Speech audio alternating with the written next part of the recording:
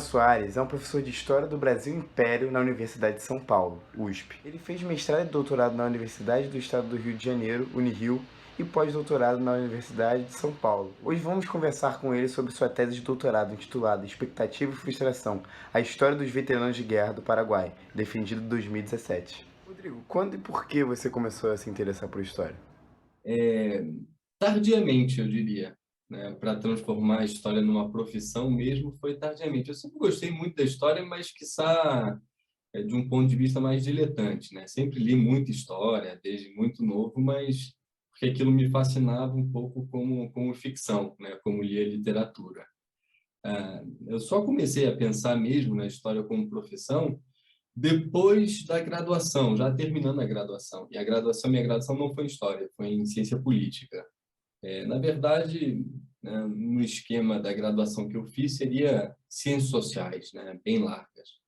E o que eu percebi é que a teoria social resolvia, via de regra, mal, pelo menos alguns dos nossos problemas fundamentais, né, no Brasil. E me pareceu que a chave da resposta, ou uma delas, né, uma chave muito poderosa, seria a história. Você pode falar um pouco sobre sua tese de doutorado? Eu estudei no doutorado o retorno dos combatentes brasileiros na Guerra do Paraguai, né?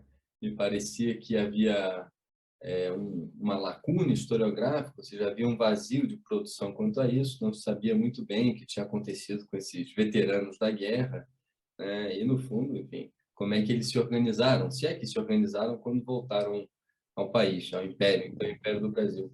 E era uma pergunta, ou pelo menos um assunto de pesquisa que me chamava muita atenção, tendo em vista que os nossos primeiros presidentes da República, né, foram militares e veteranos da Guerra do Paraguai, Deodoro da Fonseca e o Floriano Peixoto.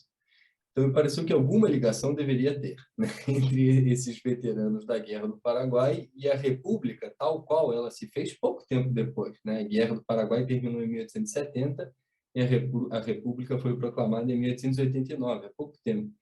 E, de fato, a pesquisa começa por aí, ou seja, como esses militares retornam, como se organizam e, sobretudo, o que projetam como modelo de Estado, né? Mais do que um modelo de governo, um projeto de governo, né? O que eles projetaram como uma reforma que para eles significaria uma revolução no Estado brasileiro.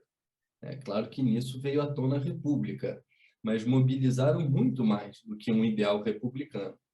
Mobilizaram uma ideia de industrialização do país, né, a ideia de uma purificação das instituições, né, mobilizando um discurso tantas vezes recorrente na história, né, do Brasil, no século XX, por exemplo, inclusive até nos tempos mais recentes, disso, de uma purificação das instituições, que significaria limpá-las, né, de uma elite civil corrupta, se posicionando como bem contra um determinado mal, portanto corrupto, né? E, no fundo, usando a ideia de um povo largo o suficiente para que eles se colocassem como os guias naturais do povo, ou seja, eles voltam, e é isso que eu chamei de veterania, no fundo, né? Eles voltam dos pântanos paraguaios com um sentido de responsabilidade, né, e de direito autoproclamado, quanto aos destinos da nação, né? Se arrolam a prerrogativa de liderar o país e, no fundo, eles teriam supostamente a chave, né, para a resolução de todos os problemas do país. E nisso entrava a industrialização, né, como projeto alternativo ao que era, né, em termos de formação econômica, o Império do Brasil. É um projeto claramente agrário, que foi também mais à frente da República. O que da sua tese você acha que poderia ser interessante de ser abordado nas escolas? Eu acho que a gente poderia explorar pelo menos três coisas, né?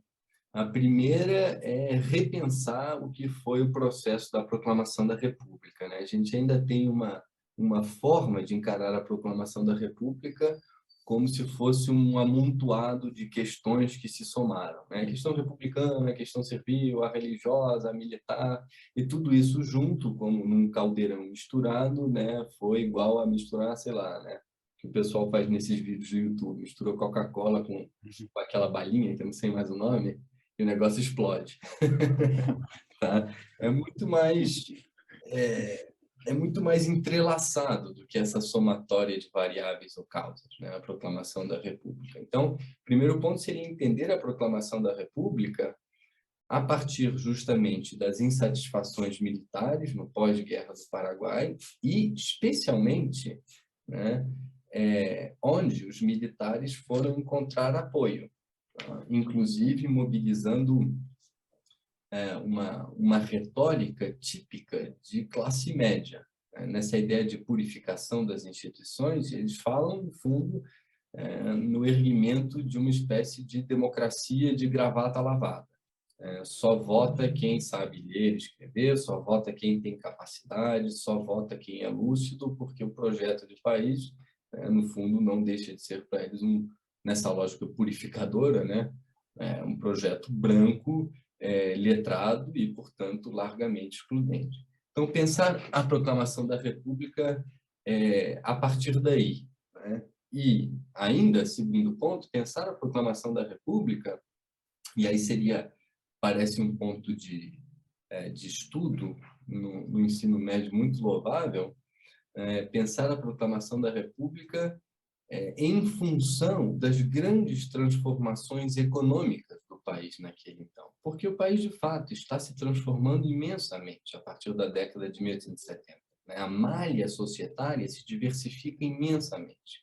Né? Uma pluralidade de classes sociais que emergem, né? E que ganham volume, advogados, médicos, cirurgiãos, farmacêuticos e assim por diante. Não há mais uma dualidade anterior, né, entre o escravo e o senhor ou a senhora.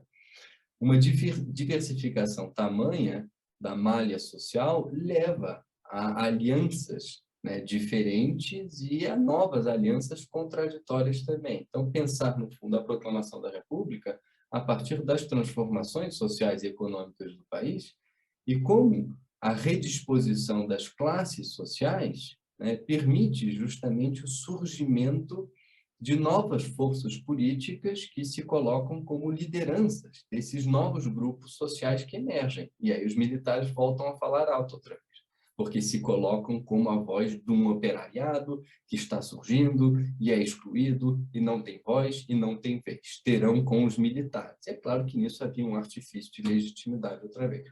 Mas, no fundo, pensar a proclamação da República antes dos militares, né, ou da cafeicultura paulista, pensar a proclamação da República a partir das transformações da base social. É como se fosse o resto do chão, né, no solo da pirâmide, por assim dizer, pensar a proclamação da República a partir daí, justamente.